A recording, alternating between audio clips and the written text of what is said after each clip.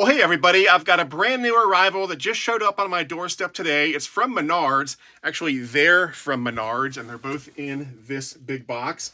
Two locomotives, one powered, one non-powered. These are the latest F-unit locomotive releases from Menards. They're on the beta 4.5 release, so they're still doing the beta thing, trying to shake out bugs and so forth.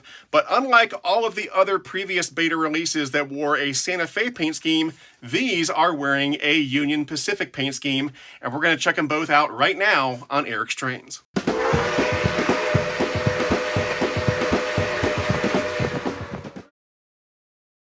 All right, so this is actually the third version of these Menards F units that I've got in my collection. I got the first red War Bonnet F3 unit that they put out. I reviewed that about a year or so ago. I'll put a link to that video in this video if you haven't seen it. And then more recently, I reviewed the Santa Fe Blue Bonnet AA set that they put out. That was great, especially for the price. And now we've got this Beta 4.5 release in a Union Pacific paint scheme. Now, these were not sold as an AA set. You had to buy them individually. The powered unit cost right at $160, and the non-powered unit cost right at $90. So all totaled, I'm in at $260 for the two of these, which is still a good price for what you're getting. And of course, that doesn't take into account any mail-in rebates that you might get on their site or anything like that. Anyway, let's get these out of the box. And for today's unboxing, from my knife collection, we'll be using this guy. This is a Buck 110 Slim Pro. It's got S30V steel. Very nice. All right. Yeah, I heard about these on my Discord server, and I actually bought these at like 3 in the morning because I wanted to make sure I got one from their site before they sold out, because they usually do sell out. And for the previous releases, I always had to get them after the fact from eBay or what have you. So I'm really glad I finally got these brand new from Menards. All right, so this is the, let's see here, UP non-powered. And so this should be the powered unit. Yeah, much heavier. So it'll be interesting to see what they've changed between the last release with the Santa Fe Blue Bonnet set and this release. Maybe they've changed nothing. Maybe they've changed everything. We'll find out.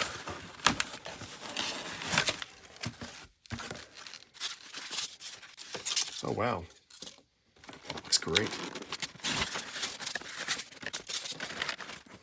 Look at that. Remote control, train sounds, 2 powerful motors, working lights, metal chassis. Very cool.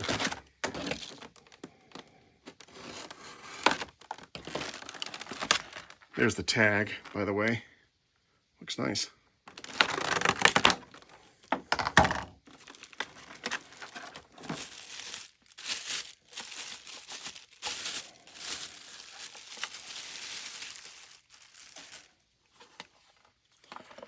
Wow. And just a cursory inspection, that looks great. If I look real closely, I can see a little bit of the overspray that is typical for Menards models, but it's not bad. I mean, for $160, who's complaining? Feels like it's got a nice weight. We'll find out exactly what the weight is when we get it on the layout. Yeah. Got something in a little Ziploc bag. Are these traction tires? They look kind of flat for traction tires. They look like rubber washers. I'm not sure what these are. Look on the bottom here. Okay, there are the traction tires. I'm going to guess that these are spare traction tires that are just flattened out for shipping or something. I'll find out for sure in just a moment. And here's the remote. Looks pretty much the same as the other ones. Nice picture there and the road number. And then, of course, we've got Jack the German Shepherd on the back. And for those of you who don't know, Jack the German Shepherd is the official Menards mascot. Probably a beloved pet of the owner or someone close to the owner. And he is always found on pretty much every train item they make. Not the locomotives or rolling stock, but buildings or any accessories. He's always there, and here he is on the back of the remote. So 3 AAAs, not included, of course.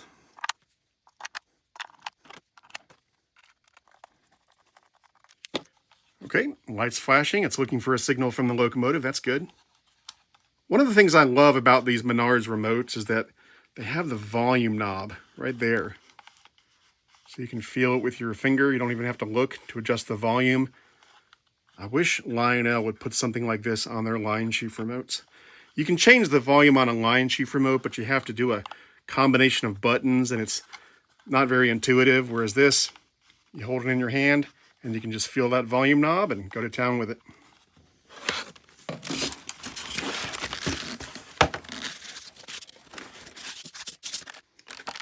There it is. There's the tag. Much lighter than the powered unit. Probably has just as much plastic as the non-powered Santa Fe unit, but we'll find out. That was really one of the few criticisms I had for the non-powered unit when I reviewed the Blue Bonnet set. That there's a lot of plastic. Now, then again, it's $90, so at that price, it's okay. As I've said before, if this was $200 or $300 for this non-powered unit and it was all plasticky, that'd be a different story.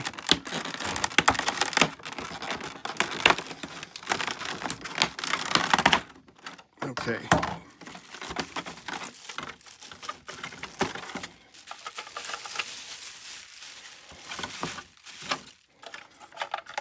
And there that is. Yeah. Very lightweight. Plastic trucks. It's got pickup rollers, so it is a lighted non-powered unit. It's got a switch there, and I believe that will turn the light on and off, if I'm not mistaken. Yeah, has a very similar feeling to the Santa Fe Blue Bonnet non-powered unit, but with a beautiful Union Pacific paint scheme. All right, here they are on the layout. Now, just like with the previous Santa Fe Blue Bonnet release, you know, from 5 feet away or so, the paint job looks great, but the closer in you get, you do see some mistakes here and there and overspray and so forth. But again, because this is a budget-friendly model, that's really not that big of a deal. And it's kind of par for the course for Menards. They're not exactly known for their flawless paint jobs. Construction and feature-wise, they seem pretty much identical to the last release. So on the powered unit, you've got a plastic shell, plastic horn, and then pretty much everything down here is metal. Metal steps, die-cast metal couplers and pilots. The trucks and truck side frames are die-cast metal, and the fuel tank is die-cast metal as well. So it's got a very nice weight to it. Let's bring over the scale and see just how much this powered unit weighs. Probably exactly the same as the Blue Bonnet Santa Fe. 3 pounds, 6.3 ounces. Yeah, not bad at all. So yeah, the construction materials on the powered unit are great. And again, you've got 2 motors in there. So it should have decent pulling power. It's not going to be fantastic, I'm sure, but decent. I'll measure it in just a moment. Now, the Plastic Fantastic non-powered unit, on the other hand, weighs a measly 1 pound, 7.6 ounces. So yeah, very lightweight for a non-powered locomotive. It'd be a good weight for a piece of rolling stock, which I guess it essentially is. But yeah, you know, there's so much plastic on here. Really, the only things that are made of metal on the non-powered unit are the things that kind of have to be metal. So the frame is sheet metal, the steps are metal, the couplers are die-cast metal, the center pickup rollers are metal, and the wheels and axles are metal. Other than that, pretty much everything is plastic. Oh, I guess the screws are metal. But yeah, the truck side frames, the trucks themselves, the fuel tank area, the body shell, of course, all of that is plastic. And because of that, you know, it is very lightweight and kind of flimsy feeling. But again, for $90, I'm not complaining.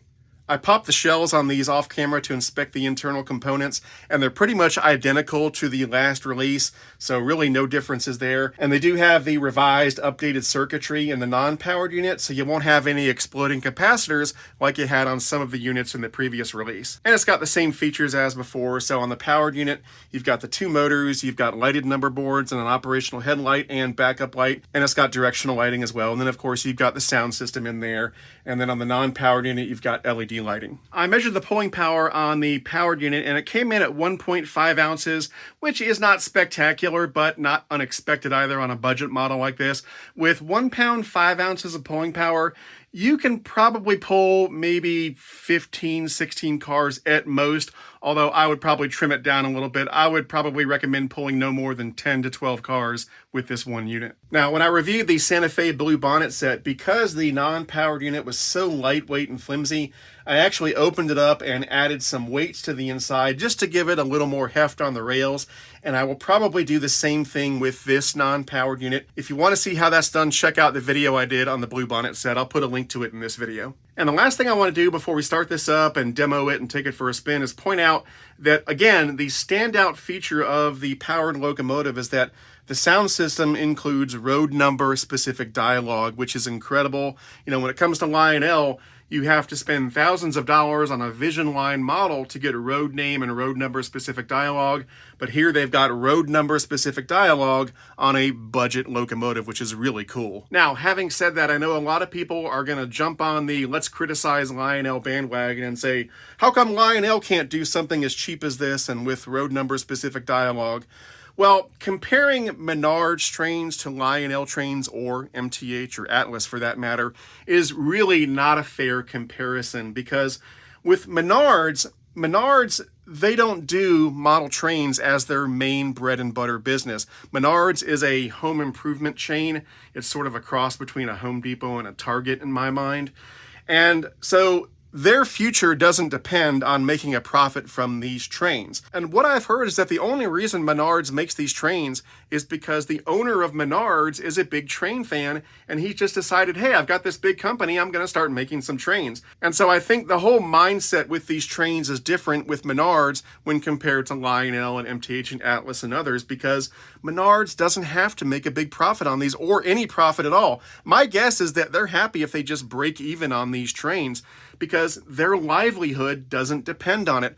Unlike Lionel, MTH, and Atlas, where if they don't make a profit on the trains they sell, they go out of business. It's that simple. And so, yeah, comparing Menards to other dedicated train makers like Lionel and so forth is really an unfair comparison. It's really apples to oranges, because it's a whole different ball game with Menards.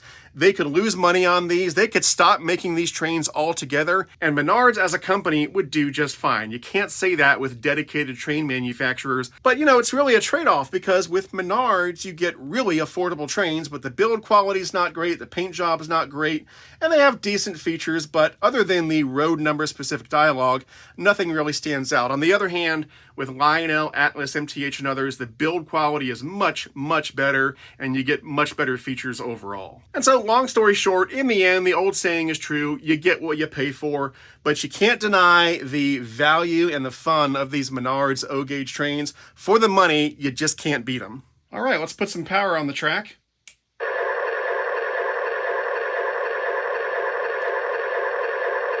Okay, here's the horn.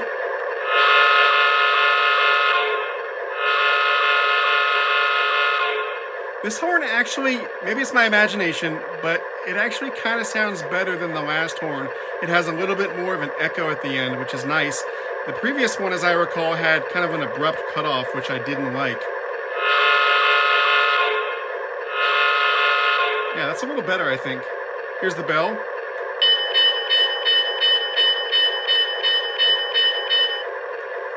And here's that crew talk with the road number specific dialogue. Then let's go.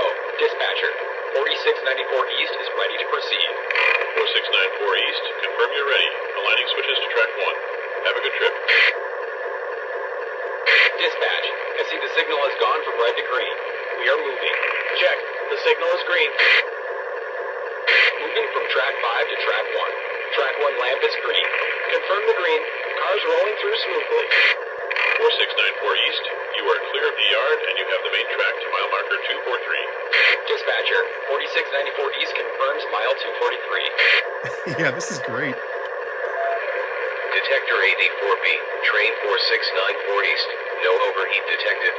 Dispatcher, detector AD4B reports no overheats.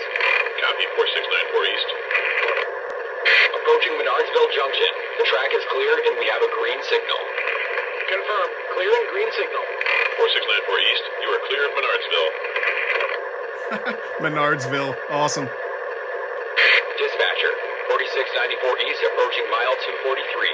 Slowing to go in the hole. Confirm 4694 East. Aligning to siding. Dispatcher, confirm green signal on siding. Slowing to enter. This crew talk is fantastic. This is some of the best crew talk I've heard, and it's on a budget-friendly model. It's incredible. We are stopped and switches realigned to the main track. Roger, 4694 East. When Amtrak 7201 East clears, you are cleared to mile 375. Dispatch, Amtrak 7201 is clear. Confirm 7201 is clear. Switches aligned to track 1. Signal green and we are moving. Confirm the green.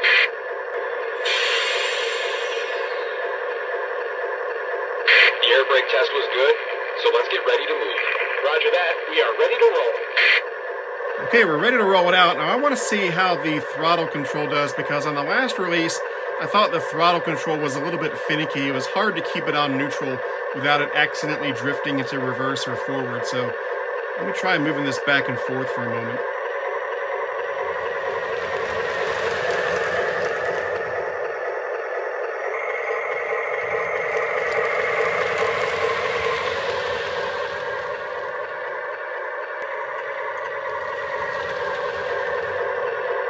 Yeah, it works great. And this locomotive actually has a really nice coast to it, so when you kill the throttle, it actually coasts for quite a while before it comes to a nice smooth stop. Very nice. Now, including the non-powered F unit, I've got 12 pieces of rolling stock behind the powered F unit, so let's go ahead and roll it out.